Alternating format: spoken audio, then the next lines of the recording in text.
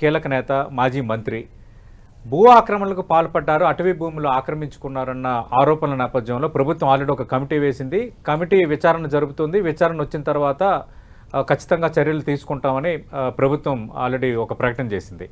మరోవైపు ఒక్క పెద్దిరెడ్డి రామచంద్రారెడ్డే కాకుండా ఇంకా చాలామంది నేతలు ఉన్నారంటూ ఈరోజు తెలుగుదేశం పార్టీ నుంచి మంత్రులు కూడా చాలామంది మాట్లాడారు. ఏం చెప్తారు ఈ భూ ఆక్రమణకు సంబంధించి? అంటే అధికార దుర్వినియోగానికి మీరు అధికారంలో ఉన్నప్పుడు పాల్పడ్డారని భావించాలా? అందరికీ నమస్కారం సార్. ప్యానెల్లో ఉన్నటువంటి పెద్దలకి, 10 టీవీ ప్రేక్షకులకి అందరికీ. ఇది కూటమి ప్రభుత్వం కాదు, కాసుల కేసుల ప్రభుత్వం అని మరొకసారి రుజువైంది.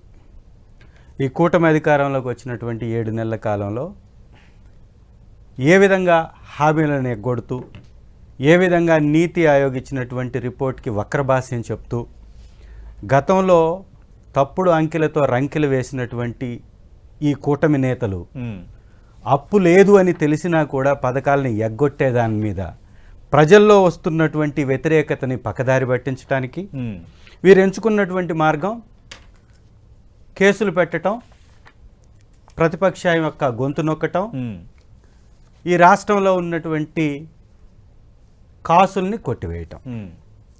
చాలా స్పష్టంగా ఈరోజు వాళ్ళు ఎంత నిస్సిగ్గుగా మాట్లాడుతున్నారంటే తెలుగుదేశం నాయకులు, పెద్దిరెడ్డి రామచంద్రారెడ్డి గారికి సంబంధించినటువంటి స్థలం మీద 2014లోనే రామచంద్రారెడ్డి అనేటటువంటి వ్యక్తి, వెంకటరమణారెడ్డి అనేటటువంటి వ్యక్తి చంద్రబాబు నాయుడు గారు 2014లో ముఖ్యమంత్రిగా ఉన్నప్పుడు కంప్లైంట్ చేశాడు. అంతకుముందు కిరణ్ కుమార్ రెడ్డి గారు ముఖ్యమంత్రిగా ఉన్నప్పుడు కంప్లైంట్ చేశారు. వాళ్ళు సర్వేలు చేసి ఆ భూమి ప్రైవేట్ భూమి అని తేల్చారని పెద్దిరెడ్డి రామచంద్రారెడ్డి గారు వారి దగ్గర ఉన్నటువంటి డేటాతో సహా వివరించడం జరిగింది. ఇవి రెండు పక్కన పెడితే 1968లోనే ఫారెస్ట్ గజిట్లో స్పష్టంగా 30 ఫీట్ల రోడ్డుతోటి అది ప్రైవేట్ భూమి కలిగి ఉంది అని ఆ గజిట్లో నోటిఫై చేస్తుంది. సో ఎప్పుడో 1968లో, అంటే తెలుగుదేశం పార్టీ పుట్టక ముందు గజిట్లో ఉన్నటువంటి స్థలానికి సంబంధించిన 75.74 ఎకరాల భూమిని ఇవాళ వీళ్ళు పెద్దిరెడ్డి గారిని రాజకీయంగా ఎదుర్కోలేక, పెద్దిరెడ్డి గారి మీద గతంలో చూపించినటువంటి కొన్ని అవినీతి ఆరోపణలు, ఇసుక మీద 40,000 కోట్లు దోచేశారు పెద్దిరెడ్డి గారు అన్నారు, దానికి ఆధారాలు చూపించలేకపోయారు.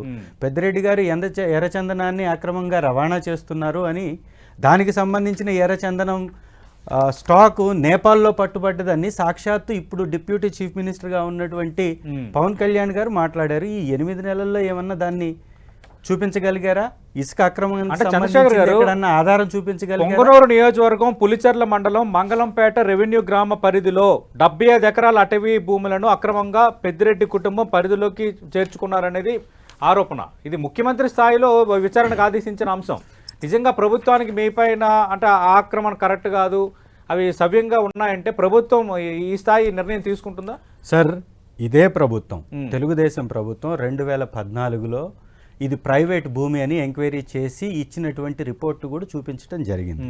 ఆ రోజు 1981లో డైరెక్టర్ ఆఫ్ సెటిల్మెంట్స్, ఐఏఎస్ ఆఫీసర్గా అప్పుడు డైరెక్టర్గా ఉన్నటువంటి అసదుద్దీన్ అహ్మద్ గారు దాన్ని ప్రైవేట్ భూమి అని చూపించినటువంటి దస్తావేజును కూడా వారు ప్రదర్శించడం జరిగింది. ఇవాళ ఈ ప్రభుత్వం దగ్గర ఉన్నటువంటి ఆధారం ఏంటో బయట పెట్టాలి కదా. ఎంక్వైరీ జరుగుతుంది అన్నప్పుడు ఎంక్వైరీ కాకముందే మీరు తప్పు అని ఎలా నిర్ధారించారు? అవినీతి జరిగిందని ఎలా నిర్ధారించారు? రెవెన్యూ రికార్డ్స్లో ఉన్నటువంటి 75.74 ఎకరాల భూమి, ఆ భూమి ఆల్రెడీ 1968లోనే ఫారెస్ట్ గజిట్లో ఉన్నప్పుడు మీరు ఇవాళ అది ప్రభుత్వ భూమి అనో అటవీ భూమి అని ఏ విధంగా నిర్ధారిస్తారు? దాదాపుగా 14 సంవత్సరాలు తెలుగుదేశం పార్టీ అధికారంలో కొనసాగింది. అప్పుడు కనపడినటువంటి ఈ భూమి ఇవాళ కొత్తగా ఎలా ప్రత్యక్షమైంది? చంద్రశేఖర్ గారు డైరెక్ట్ గా సప్తగిరి ప్రసాద్ గారు సవాల్ విసురుతున్నారు. అదే జిల్లాకు చెందిన నేత.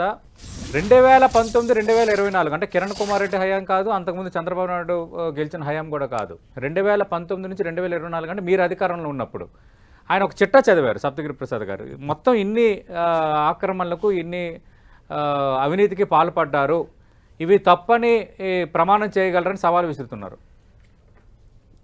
పెద్దిరెడ్డి గారు రాజకీయంగా చంద్రబాబు నాయుడు గారికి కొరకరాని కొయ్యగా మారినటువంటి మాట వాస్తవం. పోయలేదు చంద్రబాబు నాయుడు గారు ఏంటి సార్ ఇంకా ఏంటి సార్ పెద్దిరెడ్డి రామచంద్రరెడ్డి వీళ్ళకున్నటువంటి ఇంకా పెద్దిరెడ్డి రామచంద్రరెడ్డి గారు ఫ్రస్ట్రేషన్ ఎలా ఉంటుందంటే, వారు మాట్లాడేటప్పుడు అనేక అబద్ధాలు చెప్పినా కానీ సప్తగిరి ప్రసాద్ గారు నేను మాట్లాడలా, మధ్యలో వచ్చేస్తాడు ఆయన. పెద్దిరెడ్డి రామచంద్రారెడ్డి గారిని ఈ ఎలక్షన్స్లో కూడా ఏం చేయలేకపోయారు చంద్రబాబు నాయుడు గారు. తన సొంత జిల్లా చిత్తూరు జిల్లాలో ఒక బలమైనటువంటి నేతగా, తెలుగుదేశం పార్టీకి కొరకరాని కొయ్యగా మారినటువంటి నేతగా, వైఎస్ఆర్ కాంగ్రెస్ పార్టీలో ఒక మంచి నేతగా ఎదిగినటువంటి పెద్దిరెడ్డి గారి యొక్క వ్యక్తిత్వ హననమే వీళ్ళ యొక్క పరమావధి. అంతకుమించి ఇంకొకటి లేదు.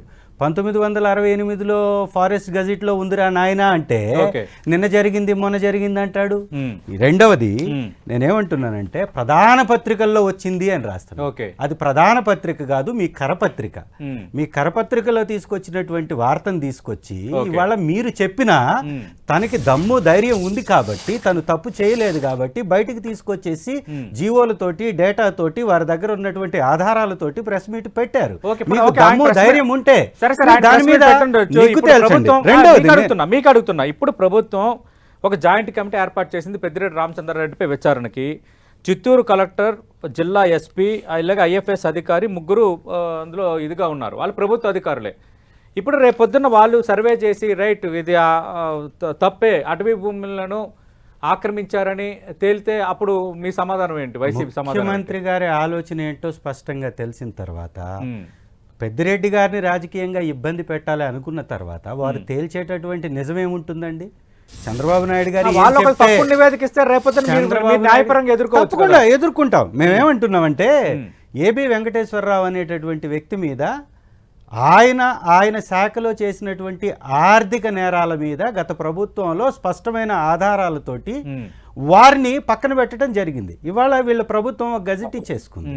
ఆయనకి పక్కనున్నటువంటి కాలానికి కూడా పూర్తి జీతం చెల్లిస్తున్నట్టుగా ఆయన్ని మళ్ళీ ఇవాళ ప్రభుత్వంలోకి తీసుకొని ప్రభుత్వం తరఫు నుంచి వత్తాసు పలుకుతూ మాజీ ముఖ్యమంత్రి గారిని దుర్భాషలాడినటువంటి వ్యక్తికి ఇవాళ వాళ్ళు చెల్లిస్తున్నటువంటి ధనం ఎవరిది? ప్రజల సొమ్ము. ప్రభుత్వం కావాలనుకొని కాసుల్ని వెనకేసుకోవడానికి అధికారుల్ని అడ్డం పెట్టుకొని వారి అధికారులతోటి తప్పుడు కేసులు పెట్టించడం అనేది సహజంగా జరుగుతున్నటువంటి అంశం. ఇది మనం దాదాపు 8 నెలల నుంచి చూస్తున్నాం. ఇవాళ ఒక్క పెద్దిరెడ్డి గారి మీదేనా, వైవి సుబ్బారెడ్డి గారి మీద ఇదే రకమైనటువంటి కేసు, సజ్జల రామకృష్ణారెడ్డి గారి మీద ఇదే రకమైనటువంటి కేసు, నందిగాం సురేష్ గారి మీద, ఒక మాజీ ఎంపీ గారి మీద ఈ రోజు మంత్రులు మాట్లాడారు. విశాఖ ఇన్ఛార్జిగా అటు విజయసాయిరెడ్డి మొత్తం భూ ఆక్రమణలకు పాల్పడలేదన్న అంశాన్ని తెర ముందుకు తెస్తున్నారు. అలాగే మీ పార్టీ కీలక నేత సజ్జల రామకృష్ణారెడ్డి పేరు తెస్తున్నారు. ఈ రోజు ఇప్పుడు పెద్దిరెడ్డి రామచంద్రారెడ్డి పేరు ఇప్పుడు వస్తుంది, వైవి సుబ్బారెడ్డి పేరు వస్తుంది. నెక్స్ట్ వాళ్ళు చేసిన భూదందాన్ని కూడా మొత్తం బయట పెడతాం, బహిర్గతం చేస్తాం, రాష్ట్ర ప్రజల ముందు ఉంచుతామని మంత్రులు ఈరోజు మాట్లాడుతున్నారు. ఇవాళ తెలుగుదేశం పార్టీకి సంబంధించి మొన్న రీసెంట్గా మంత్రి గారు అమరావతిలో మాత్రం భూముల రేట్లు పెంచము, మిగిలిన చోట్ల మాత్రం పెంచుతాము అంటారు. అమరావతిలో ఎందుకు పెంచట్లేదు అంటే పేదల కోసమా? అమరావతిలో వీళ్ళు కొట్టేసినటువంటి భూముల యొక్క రేట్లు పెంచి రిజిస్ట్రేషన్ల ఫీజులు పెంచితే వీరికి నష్టం కాబట్టి అక్కడ రేట్లు తగ్గించుకుంటున్నారు. ఇవాళ ఈ రాష్ట్రంలో చేస్తున్నటువంటి ప్రభుత్వ పరిపాలన ఎలా ఉందంటే పేదలకి మట్టి కొట్టి ప్రభుత్వం మొత్తం దోచుకుంటుంది, నాయకులందరూ డివేట్ అవ్వట్లేదు. ఆయన ఆ సబ్జెక్ట్ స్టిక్ అయ్యి స్ట్రైట్ గా కొన్ని ప్రశ్నలు సంధిస్తున్నారు మిమ్మల్ని ఉద్దేశించి, వైఎస్ఆర్ కాంగ్రెస్ పార్టీ నుంచి మీ పార్టీ నేత పెద్దిరెడ్డి రామచంద్రని ఉద్దేశించి. అంటే నెల రోజుల రిపోర్ట్ వస్తుంది కదా, గుమ్మడికాయ దొంగ అంటే భుజాలు ఎందుకు తడుముకుంటున్నారు, నివేదిక వచ్చిన తర్వాత మాట్లాడొచ్చు కదా అనేది ఆయన రేజ్ చేస్తున్న పాయింట్ ఒకటి. రెండోది, ఒకవేళ వాళ్ళు తప్పు నివేదిక ఇస్తే మీకు న్యాయస్థానం వెళ్ళడానికి మీకు ఛాన్స్ ఉంది కదా. సప్తగిరి ప్రసాద్ గారు చెప్పినటువంటి అడిగిన ప్రశ్నకి ఆయన వివరాలతో సహా చెప్పారు. మొట్టమొదటి జవాబే నా యొక్క ప్రసంగంలో చెప్పాను, మొదటే చెప్పేశాను. పెద్దిరెడ్డి రామచంద్రారెడ్డి గారి మీద మీరు గతంలో కూడా అనేక ఆరోపణలు చేశారు. 40,000 కోట్ల ఇసుక మీద మీరు ఆరోపణ చేసిన దాన్ని ఈ రోజు వరకు 8 నెలల్లో నిగ్గుదేల్చలేదు. ఎర్రచందనం నేపాల్లో పట్టుబడ్డది అని ప్రతిపక్షంలో ఉన్నప్పుడు మాట్లాడినటువంటి అంశం మీద ఈ రోజుకి మీరు ఆధారాలు చూపించలేకపోయారు. ఇవాళ ఇంకొక కొత్త అంశాన్ని తీసుకొచ్చారు. దానికి సంబంధించినటువంటి డేటా ఇది 1968లోనే అది ఫారెస్ట్ గజెట్ లోనే ఉంది. అది ప్రైవేట్ భూమి 75.74 సెంట్ల భూమి, ఎకరాల భూమి,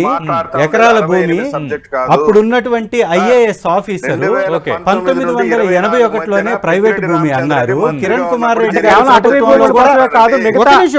అక్రమాలు కూడా పాల్పడ్డారని అదే సార్ నుండి అని 2019 కిరణ్ కుమార్ రెడ్డి గారు ఇచ్చినటువంటి కిరణ్ కుమార్ రెడ్డి గారి ప్రభుత్వంలో ఇచ్చినటువంటి పత్రం గురించి మాట్లాడాము. చంద్రబాబు గారి 2014 గురించి మాట్లాడాము. ఇంకా అది అయిపోయింది. ఆయన ఆ 3 ముక్కలే నేర్చుకొని వస్తే మనం ఏం చేయలేము. సప్తగిరి ప్రసాద్ గారు ఆ 3 ముక్కలు తప్ప ఇంకోటి చెప్పట్లా. మేమేం అడుగుతున్నాం, మీరు అధికారంలో ఉన్నప్పుడు చాలా అక్రమాలకు పాల్పడ్డారని చాలా లిస్ట్ అదే సార్ 8 నెలలు అయింది కదా. 8 నెలలు అయింది కదా. 8 నెలల్లో మీరు ప్రతిపక్షంలో ఉన్నప్పుడు మాట్లాడిన దానికి ఆధారాలు దొరకలేదు. ఇప్పుడు 9వ నెల ఇప్పుడు ప్రారంభించారని ఎందుకు ప్రతిపక్షంలో ఉన్నప్పుడు చేసిన ఆరోపణలకే మీకు ఆధారాలు దొరకలేదంటే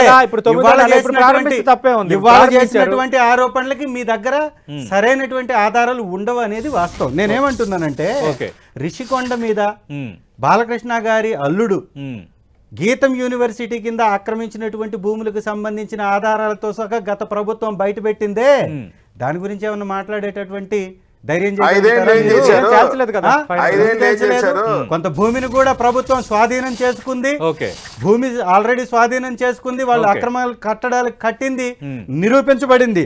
మేమేమంటామంటే సార్ ఒక విషయాన్ని మీరు దయచేసి గుర్తుంచుకోవాలి. తెలుగుదేశం పార్టీ చేస్తున్నటువంటి ఆరోపణలు ఆధారాలు చూపించి మాట్లాడాలి. ఇవాళ తెలుగుదేశం పార్టీ ప్రభుత్వం ఉంది కాబట్టి ఏదైనా వాళ్ళు తప్పును తప్పుగా చూపించి అవుతుంది కదా. ఇప్పుడు ఈ కమిటీ వేశారు. ఈ కమిటీ రేపొద్దున ఆధారాలు చూపకపోతే అది కూడా ప్రశ్నార్థకం అవుతుంది. రైట్, నిస్సిగ్గుగా మాట్లాడతాం. సప్తగిరి ప్రసాద్ గారు అన్నట్టు సప్తగిరి ప్రసాద్ గారు అన్నట్టు దొంగ ఎవరో దొర ఎవరో విచారణ తర్వాత ఖచ్చితంగా తేలుతుంది. మళ్ళీ అదే రోజు మనం ఖచ్చితంగా డిబేట్ పెట్టుకుందాం. రిపోర్ట్ వచ్చిన తర్వాత మీరే రావాలి. మీరు అసలు పెద్దిరెడ్డి రామచంద్ర రెడ్డి ఎలాంటి తప్పు చేయలేదు మీరు అంటున్నారు. తప్పు చేశారనే అధికార తెలుగుదేశం పార్టీ అంటుంది. విచారణ కమిటీ ఏం తేలుతుంది దేనికి ఇద్దరు ఉపయోగం ఉండాల్సిన పరిస్థితి ఖచ్చితంగా ఉంటుంది. థ్యాంక్ యూ సప్తగిరి ప్రసాద్ గారు, థ్యాంక్ యూ చంద్రశేఖర్ గారు.